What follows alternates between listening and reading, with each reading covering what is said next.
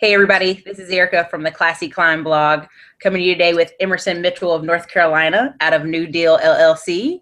This is a great guy to speak with. He's a business creator. He's done some real estate. He's done different types of investments.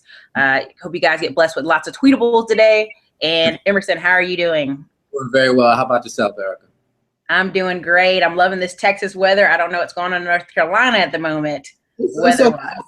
You're not missing much, though. I wish I was out there versus being here. It's okay. It's all right. We're maintaining. It's 84 now, but it's like 114 later. So okay, good. Yeah. not there yet. I'm sure we will be, but not yet. But that's good stuff. Good stuff. So definitely, Emerson, I'm going to just go ahead and get us kicked off. And where were you born, and how did it affect you in your entrepreneurship? Well, I was born in Hopkinsville, Kentucky, which has really nothing to do with my, I guess you could say, my entrepreneurial journey. So, but in military family, my father was active duty. So I guess in terms of growing up, in terms of where I'm from all over. And I guess that's helped me adapt to different situations. So I guess if you want to look at being from a certain area, how did that shape my journey? Being able to just go from situation to situation to situation and just being totally immersed in that situation and having to adapt. So from Kentucky in North Carolina now, and that's pretty much it, just forced adaptation. And that's a necessary must-have if you're doing any type of business, because things are going to change. Oh yeah, military kid here, totally understand that. Many moves forces you to be social and learn different types of people. That's right. For sure. That's definitely. So what is your biggest challenge in getting started in your businesses? Or your business, your current business? Well, biggest challenge is mindset, I guess you could say. That for me personally, your mind is something that constantly has to be renewed. I know it's a popular biblical verse. I can't quote it chapter and verse, but you know, you have to renew your mind daily. I don't think that only applies to necessarily a spiritual relationship, but even in business, because it's easy to get distracted or to let the negative things that happen bog you down. Even today, I just got a return request from something that I saw online. Somebody wants to send me something back, and I got to deal with that. So, but I mean, it's just getting your mindset in a place that this is what I want, and this is what I'm going to do to make it happen. And no matter what happens, staying focused on that. So once you get this squared away, everything else just falls into place. So just keeping your mindset renewed, I would say, is the biggest challenge for me. That's great. I mean, that's so important. People don't understand that. It's like, I think it's Jim Rohn or Zig Ziglar say, motivation like a shower needs to be done daily. That's right. So. Yeah, you can't it doesn't work. People will notice.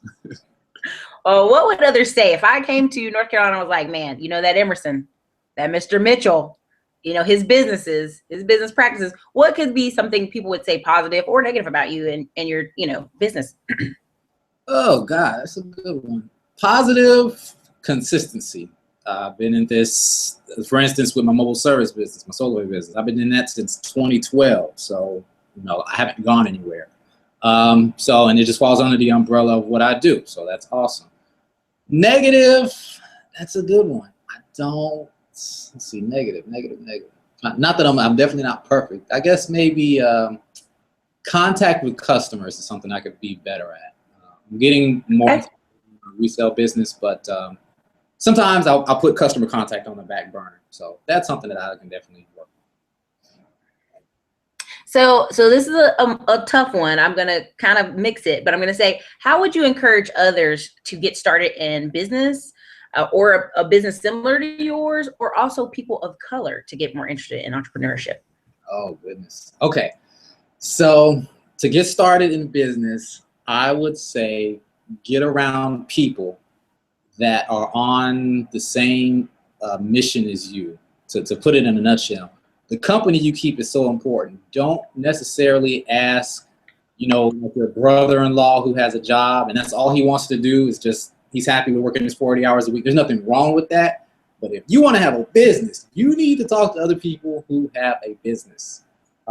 So get around those types of people. Even if you can't necessarily get around them per se, start reading those books by, you know, let's see, I got my bookcase right over here. So Robert Kiyosaki, Donald Trump, read that. Robert G. Allen, Multiple Streams of Income, check that out. Cash in a Flash, Robert G. Allen, another awesome book. where it really all starts. Rich Dad, Poor Dad, Robert Kiyosaki. Understand assets and liabilities. You know, start there. Start reading and then start implementing. There's another awesome, great blogs out there. Go to YouTube. I'm a proud graduate of YouTube University. So really anything you want to know how to do, I guarantee it's on YouTube. So there's really no excuse. And so I would say that. And in terms of people of color, see, this is the great thing I like about the internet and versus a job. Okay, if I go to a job, you know, I have to sit down and interview with that person. They're going to see me, and that interviewer may have inherent biases towards people that are of color, or maybe women, or, you know, he doesn't fit our company model. Okay, that's fine. The internet, like I sell things on eBay and Amazon. That customer does not care what color I am. They don't care that I'm a male. They don't care that I'm married. They don't care about any of that. They just want their stuff. The internet has really leveled the playing field where it literally does not matter. The only thing people are looking at now is I have something, and if you have what I want, I'll gladly pay you for it. It virtually eliminates all bias. Well, maybe not all of them, but most of them, because it gives you some anonymity. In terms of, I would say this is specific to my resale business. They don't know. I don't care what color they are. I'm not stuck on that anyway. But if you're a person who feels like you can't necessarily, quote unquote, get ahead because you feel like, well, I'm black or I'm Hispanic or whatever, and people won't give me an opportunity, go online. Nobody cares, and you'll be fine. I love that. I always keep hearing lately that the internet is the great equalizer, and it's so true. I mean, I think just about anybody can start a blog. If you've got good content, and if you've got a personality, people are looking for that. There's something special you give, no matter who you are, male, female, black, Asian, Hispanic, whatever. And people are like, man, I can follow that. I can listen to that. That's so important. I'm telling you, that's a good one. How do you finance your business? I know people are always like, I don't know how to get started in business, even though I say, read the $100 startup or read the this or that. How do you finance your business? For me, well, I mean, okay, for my, I'll go back to 2012. When I started in my mobile service business using SolarBay, it was less than $100 to get started with that one. So who doesn't have, like, we'll say $60? If you don't have $60, you gotta start asking some hard questions about what you're doing financially. I would say that if you're an adult, like 3 to 5 or 11, I understand. But if you're over 15, 16, if you can't put your hands on $60 like right now, time to start asking hard questions. So that's one thing.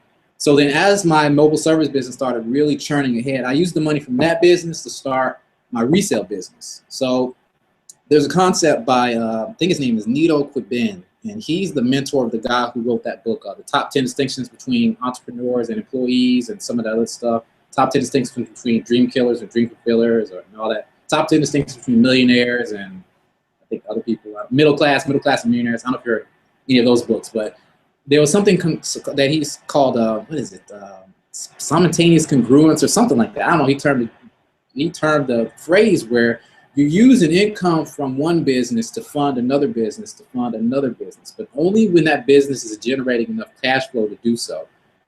So if a person doesn't necessarily have a business to do that, if you have a job, then just use the money from your job to start funding your business, and start small. Please don't go out and take a loan. And that's why, like you said, the internet is so great because you got like Kickstarter and crowdfunding and all that type of stuff. If your idea is good enough, people are going to people are looking for stuff to invest their money in. It's a real scary time right now. But if you have a good idea, open up a GoFundMe page. I mean, where there's a will, there's a way. Hey, look, it's a GoFundMe. I want to start a whatever business, and can you donate some money? I've seen some ignorant stuff on that too, but I think if your heart's in the right place, hopefully you'll find a way. But that's how I financed mine, was using my money from my SolarBay business to start my resale business, and that's how I do it. All cash, no debt. So where do you see yourself and your businesses in the next 2 years? 2 years, I hope to be at, my goal for August, I'm really focused on August right now. I want to be at $10,000 a month in gross sales in my resale business. That's where I'm focusing a lot of energy right now. So, 2 years from now, I'll be fine with $50,000 a month in sales, in gross sales a month for that. I look at it by the month. I don't necessarily say annually. because every month is different sometimes. But and I'm just now getting my feet wet in the Amazon space. So 2 years, and who knows, something could change. Things could be at 100 grand a month. You never know, or I could be down at 20. So focusing on that and continuing to really monetize the internet is something that I really like to focus on. So outside of resale, definitely doing some more things on Facebook, tapping into more niche audiences, and just building a community of good content and some good products and services that those people would enjoy, creating value for a lot of people. That's where I really see my business in about 2 years or so. I mean, I love that. I love it when I ask people 2 years. Sometimes they just go, what? 2 years? Yeah. But sometimes it's important to see, like, what's the mindset there, Yeah. This is a business person and this is how they think. And so when you talk to someone who may not even know what their plan is next month, that's when I'm like, hey, do you see the difference? Do you see the kind of thought process might need to be going on there, Not in the short answer to that question is more. Just where do I see myself having more, generating more income, more value, so that not taking a step back. So definitely in a better place than I am right now. But we've been blessed, so we're just gonna keep going. If there was someone, I know you're near a military town, and they came to you and they're like, man, Emerson, I'm getting out of the military today, or Emerson, like, I just got out of jail, like, I need to start fresh, like, I need your help. I need your, like, let's say this is a consult. You're doing a straight up consult with this person. What would be your advice to that person who wanted to start today? Okay. Well, first off, if I'm doing a consultation, I hope they got some funds, because it's going to be, it's going to be a paid consultation, so I can give my best advice. But no, I'm joking. Okay, so if they wanted to start today, oh gosh, there's so many ways you can answer that.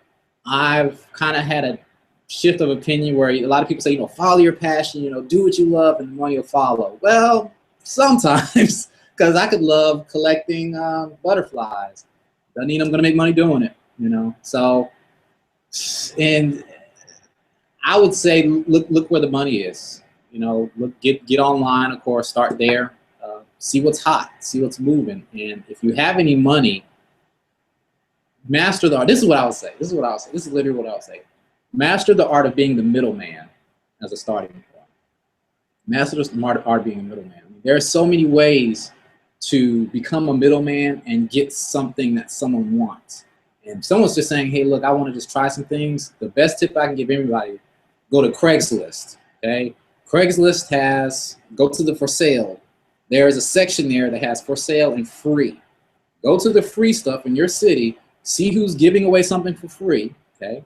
And if it's something that might be of some value to someone else, go get said item from that person and then throw it right back on Craigslist with a price.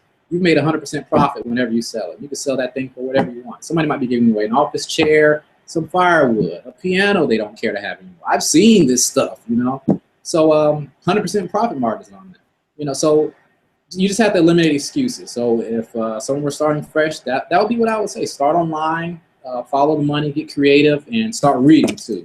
Get educated. You have to get educated. Don't just fly blind. And just keep building. Start small and keep building. You're not going to be a millionaire in 5 minutes. Don't believe the hype. Okay, it takes time, but you can do it though. That would be my main advice. You can do it. So you get out there, take some action. So I've got one bonus question. I've seen it around lately where people go, if I gave you $500 and you had, to start from scratch, but everything you know now, you have all those skills that you have right now in your head, but I just gave you $500. You're still living with your wife, you still got your car, but all you got to start over right now is $500. What would you do? Source some very cheap inventory and flip it, and keep flipping and flipping and flipping until you're at the point where you can pay yourself. Because a lot of times, I don't know how a lot of people have their businesses set up, but like with my resale business, the last 30 days, we've done about $5,500 in sales just on Amazon. I have paid myself $0 from that because all the money that I make from my resale business goes right back into the business. Because I know that once I get to $10,000 a month, then I can start to pay myself. But if I'm constantly taking money out of my business, I can't scale as quickly. So everything that I make, and if a person's in this position to do that, I strongly recommend everything that you make from your business, put it right back in there so you can grow faster. But if you make 1,000, let's say, so with that 500, I'll be quick as possible. You give me 500. I buy, let's say I buy some socks or some t-shirts, and I go to the flea market and sell them. So I turn that 500 into 700. Okay, so I got a $200 net profit. Okay, now I'm gonna take that 700, I'm gonna keep 400 to pay a bill, and now I got 300 left to get some more shirts. Well, now I'm starting out with less than I had before. I turn my 500 into 300, so you're stepping backwards. Now, what if you took that same 500, bought the t-shirts, sold them, now you're up $700. Take that $700, buy more t-shirts and maybe some socks or some shoelaces. Okay, I put all of that out. Now I turn that 700 into maybe 1,100, and I just keep doing that over and over until, okay, now I can afford to take the money out, keep sourcing inventory. This is just a resale example. Maybe it's advertising, whatever business, whoever's watching this, whatever you're doing, maybe your advertising costs, maybe you're buying PPC ads or banner ads or whatever. Constantly reinvesting all of your money until it gets to the point where you can then pay yourself. I know everybody may not be in a position to do that, but that's the best way to scale fast, is to reinvest all the money that you get. Don't take it out until you can take out an amount that'll actually make a difference. It's like, okay, yeah, I'm making 10 grand a month. I can pay myself 3 grand a month. I got 7 grand for inventory, and I can keep doing, I can stop right there. Okay, like I'm comfortable with 3 grand. I know I can spend 7 and make 10. Pay myself 3. I'm good. All my bills are paid. So, but you can't do that if you're constantly bleeding your own business. So that would be what I would do with $500. Is double it, triple it, just make it grow. That is something I've learned. You can't live the dream and chase the dream at the same time. You can't pull it from the pot. It doesn't work. Try as we might, but no, it does not. That is a very good one. That too. It took me years to learn that too, but yeah. Just invest in your education too. If you're watching this, that's everything I'm saying. I got from somebody else, So, and just by doing it, by taking action. So don't get caught up on, okay, I've read all these books, but you don't do anything with the knowledge therein. Because literally, those books can make you a millionaire if you want to, but reading it alone is not enough. You have to take some action, and you're gonna mess up. You're gonna fail. You're gonna lose money. But that's why I strongly recommend this belt. Don't go into debt. I'll say this and then I'll shut up. But I remember Mark Cuban, I was watching an interview with him. He said that if you take out a loan to start a business, the only guaranteed certainty you're going to have in that business is that you're going to have to repay that loan. Outside of that, everything else is going to get to change. It might not work out, and now you're on the hook for 10 grand. That bank wants their money back. If you don't have it, whatever collateral you put up, your house, your car, whatever, they're going to come knocking. So just be real careful. Start small, scale up. You'll be fine. I love that information you gave about Craigslist. I hope everybody can hear that and take that in, because I live in a city where it's very vintage to fix things, to sand things down and repaint them. And so I'm like, even if you just picked up something off the side of the street and resold it, someone here in Austin, Texas would be like, oh, that's vintage. Yep. I must need it. Easy money. That everybody, that's your tip of the day. Go on Craigslist for that free spot. Drive by the house where the dumpster is. That's right. Another one I've heard about Craigslist is this guy was at college, and when his students leave in the fall, and they just toss everything out of their room, and they do that in the spring when they leave for their summer. He's like, you'd be amazed how much stuff people pick up. It's very interesting. So true. People just don't know. I was gonna say, go ahead and shout out your where people can reach you at, like if it's just your website or your blog or YouTube. Let us know. Let us go ahead and hear those from you. The best place is my blog. It's just imanmitchell.com, which is on the should be under there somewhere. YouTube, that's specific to my mobile phone business. With everything I do, imanmitchell.com is the best place. And yeah, I'll be happy to meet and contact anybody. And Facebook too, Iman Mitchell. Just put my name in. I'm there, and you can add me on there. Thank you so much today, Iman Mitchell. Everybody, this is Erica Williams from the Slow and Low series. We had Iman Mitchell from North Carolina on today. If you want to reach out to him, definitely hit him up at www.emonmitchell.com. Thank you, Iman. Thank you for your time today. Thank you, Erica. Thank you for having me. I hope we can do this again. Later. All right. Take care. Bye-bye.